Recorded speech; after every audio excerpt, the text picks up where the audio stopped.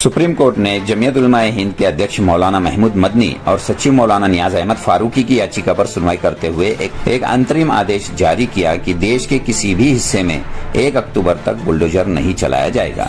न्यायालय ने स्पष्ट किया कि आदेश सार्वजनिक सड़कों, फुटपाथ, रेलवे लाइनों और जलाशयों के अतिक्रमण पर फिलहाल लागू नहीं होगा। कोर्ट ने कहा कि बुलडोजर को न्याय का प्रतीक बनाना स्वीकार नहीं किया जाएगा। जमीयत उलमा हिंद के अध्यक्ष मौलाना महमूद मदनी ने सुप्रीम कोर्ट द्वारा बुलडोजर कार्रवाइयों पर रोक लगाने के फैसले का स्वागत करते हुए कहा कि देश में ऐसा वातावरण बना दिया गया है कि बुलडोजर को न्याय का प्रतीक माना जाता है।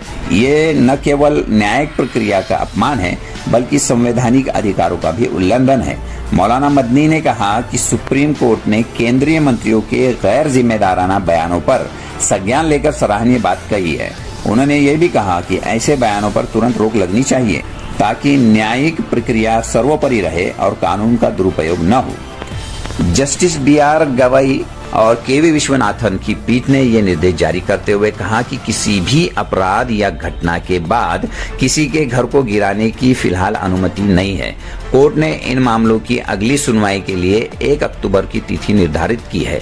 सॉलिसिटर जनरल तुषार मेहता ने न्यायालय के आदेश पर आपत्ति जताते हुए कहा, कानूनी अधिकारियों के हाथ इस तरह से नहीं बांधे जा सकते। लेकिन कोर्ट ने जवाब देने से इनकार कर दिया और कहा कि अगर विध्वंस की कार्रवाई 2 सप्ताह के लिए रोक दी जाए तो कोई आसमान नहीं गिर जाएगा। अदालत ने इस बात पर घोर नाराजगी व्यक्त की कि पिछले आदेश के बाद जहां अदालत ने निर्देश जारी करने का इरादा व्यक्त किया था, तब केंद्र सरकार के कुछ मंत्रियों द्वारा ऐसे बयान दिए गए कि बुलडोजर चलते रहेंगे।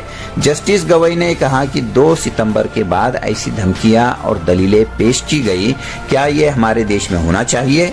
वहीं जस्टिस विश्वनाथन ने कहा कि अदालत ने देश भर में दिशा निर्देश जारी करने की मंशा व्यक्त की थी ताकि इस आशंका को दूर किया जा सके कि कई राज्यों के अधिकारी आरोपियों के घरों को सजा के रूप में ध्वस्त कर रहे हैं। बता दें कि सुप्रीम कोर्ट में 2022 में दायर याचिकाओं का संबंध दिल्ली के जहांगीरपुरी में अप्रैल 2022 के विध्वंस अभियान से था, जिसे बाद में रोक दिया गया। याचिकाकर्ताओं ने तर्क दिया था कि अधिकारी सजा के तौर पर बुलडोजर का इस्तेमाल नहीं कर सकते। सितंबर 2023 में सुनवाई के दौरान वरिष्ठ वकील कपिल देव ने सरकार के रवैये पर चिंता भी जताई थी। उन्होंने संविधान के अनुच्छेद 21 के तहत घर के अधिकार का बचाव किया और ध्वस्त किए गए घरों के पुनर्निर्माण की मांग की। मध्य प्रदेश और राजस्थान में विध्वंस की कार्रवाइयों के विरुद्ध तत्काल राहत के लिए याचिकाएं जमीयत उलमा हिंद द्वारा हाल ही में दायर की गई, जिसके बाद ये सुनवाई हो रही है। जमीयत उलमा हिंद ने अपने सुझाव प्रस्तुत किए, जिसमें ये महत्वपूर्ण पॉइंट शामिल है। प्रशासन या स्थानीय निकाय ऐसे अधिकारियों को नियुक्त करेंगे जो विध्वंस से संबंधित अदालतों या संबंधित अधिकारियों के प्रति जवाबदेह नहीं होंगे। ये अधिकारी डिविजनल कमिश्नर या उसके समकक्ष अधिकारी को रिपोर्ट करेंगे।